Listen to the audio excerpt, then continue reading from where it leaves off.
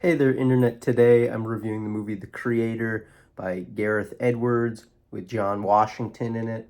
This is a sci-fi film, a sci-fi action movie that he co-wrote with Chris Weitz, and it's set in the year 2070, 15 years after a nuclear explosion destroys Los Angeles, creating a war against artificial intelligence. Certainly with AI on the topic of the strikes, the SAG strike, the WGA strike, and a lot of other people's minds with ChatGPT blowing up, all these different things. This is definitely a year to release a movie about AI taking over the world. John Washington plays an ex Special Forces agent who is recruited to hunt down and kill the Creator, who has developed a mysterious weapon with the power to end the war. He started developing this in November 2019. Edwards previously had a special effects background. He did Monsters, he did Godzilla, he did Rogue one of my favorite Star Wars movies. And so I was very excited for this movie to come out. He hasn't put out a movie since Rogue One in 2016, so now 2023, 7 years later. The movie was filmed in Thailand, and filming began January 2022. They had an $80 million production budget. They wrapped it in May.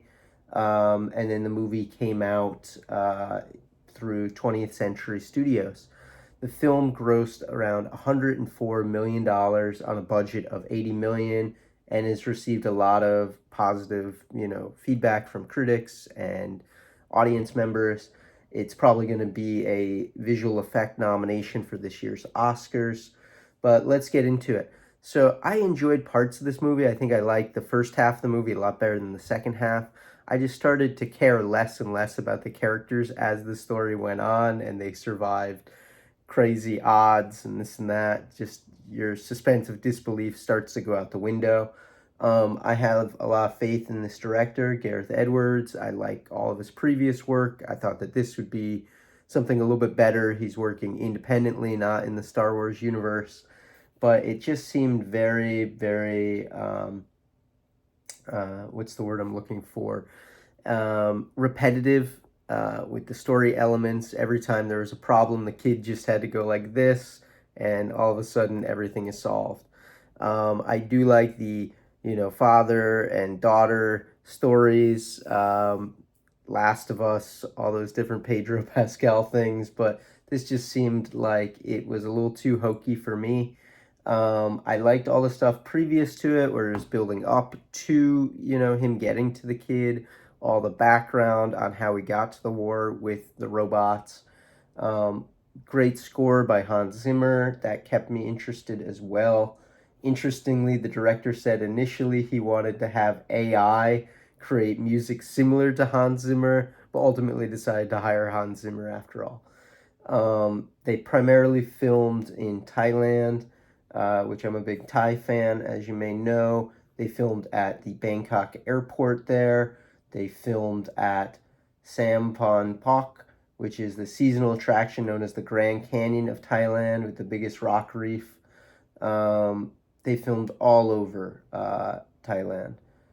Northern Thailand, the area considered Little Tuscany, Cheongdo. I'm horrible at pronouncing these things, but you can look up on the Wikipedia page and see all the different locations.